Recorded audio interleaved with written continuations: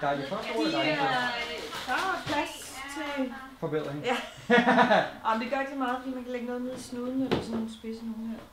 Med venstre hånd skifter jeg blæ. Så putter jeg børn til op. Mens jeg iler til yoga. Til yoga. Igen til mine børn. Og flatter lidt med Søren.